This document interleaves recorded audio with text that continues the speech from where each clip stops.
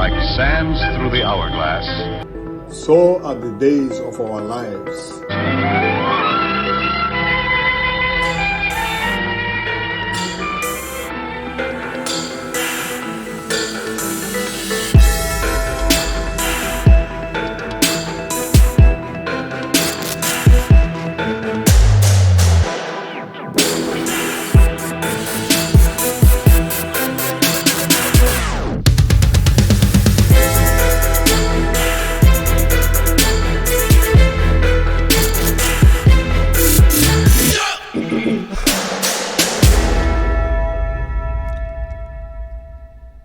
Meritocracy is an epic fail in South Africa. The idea that you will become incredibly successful by working hard feels like we are collectively being gaslit. As Nicholas Alozi writes in his paper, within the sub-Saharan African context, for a supposedly decisive catalyst, the attention paid to meritocracy in SSA has been largely fleeting, confined primarily to its repercussions for public management.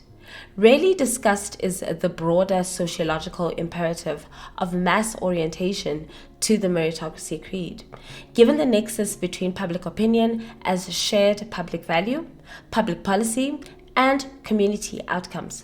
Generally, it would appear that an important step to any realistic discourse on meritocracy, especially as it is linked to ongoing efforts to increase social efficiency across SAA countries, should embrace assessment of the reservoir of the meritocracy ideology in the region's mass publics. In other words, does the meritocracy creed resonate with the ordinary sub-Saharan African? For the social milieu already overburdened by the cultural legacy of particularism, focus on the broader sociological imperative can address compelling questions ranging from the lack of meritocracy in public life itself to the explanations for interpersonal differences in orientation to meritocracy ideology. So I think in the first place, this is not an ideology that resonates with a lot of us or me. Let me talk about me because that's the only experience that I can speak from.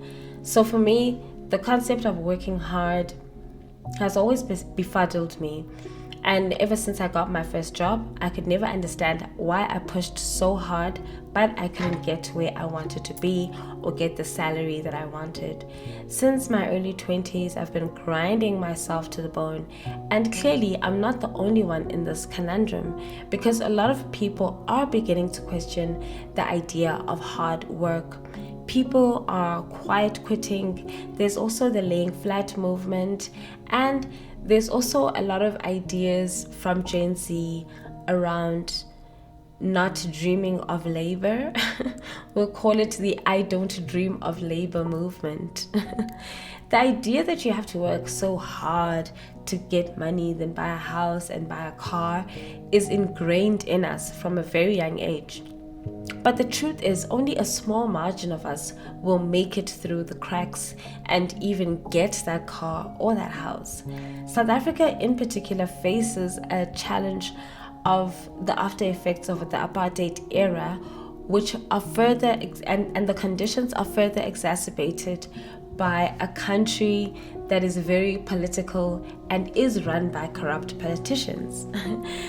Now, there's a lot of falsehoods around Black people wanting the government to coddle them, and this is far from the case.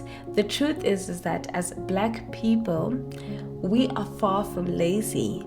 And if we applied the logic of meritocracy to our mothers who are domestic workers, then they would most certainly be millionaires by now.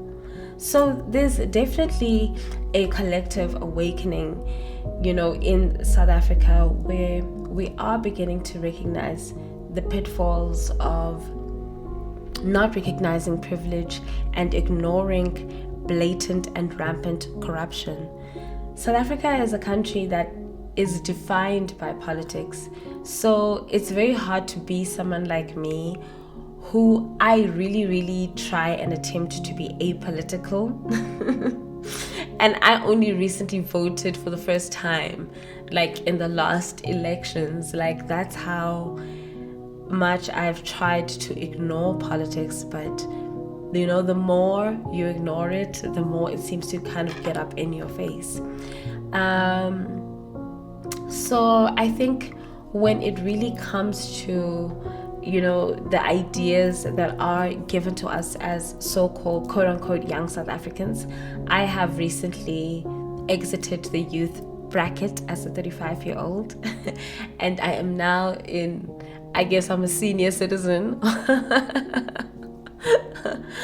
And I always hear this term of the soft life being thrown around, and I always, you know, think that for Black people, achieving a pure soft life, you know, while fighting against the legacy of apartheid is going to be an interesting one. And also seeing how the future looks for young people who are currently putting in the work, you know. So I mean, I had like a whole long thing written, particularly around spatial politics, you know. But I think I would just be restating things that are so obvious, you know, and really leaning into the problem as opposed to coming up with solutions or arriving at solutions. So I think I would like to just kind of wrap up this topic of meritocracy by not so much dwelling on the negative aspects, which is what I was doing in writing the script. Like, I was really focused on the, you know, the negativity of it all, the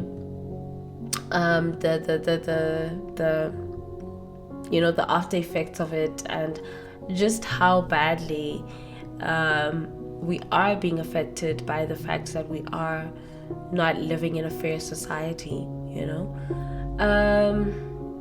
So I mean, I do believe that as a person, you should work hard.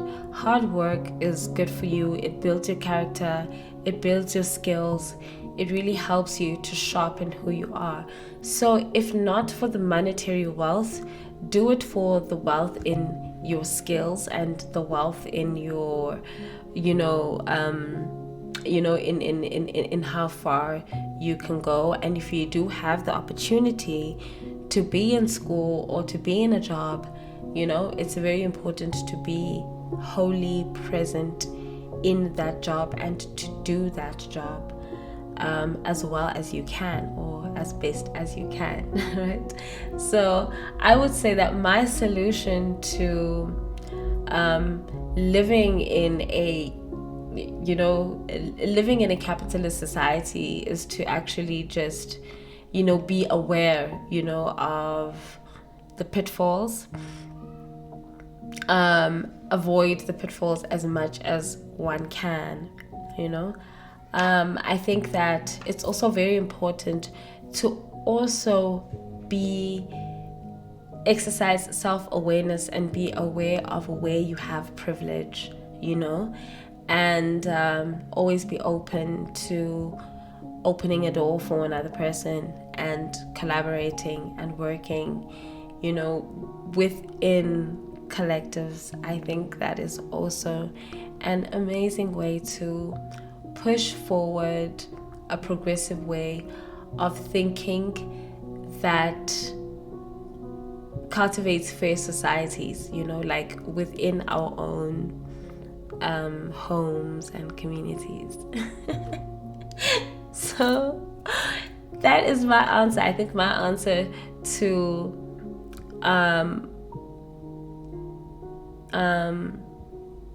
meritocracy, does it exist in my life? No, it doesn't. You know, it doesn't apply to me. But do I work hard? Yes. you know. And my main focus, my main, goal is to grow as a writer. Like, that is always like my purpose for being here on this podcast and doing this nonsense. It's to be a better writer. So I would think about that, when engaging in what you're doing. Like what are you becoming? Who are you becoming?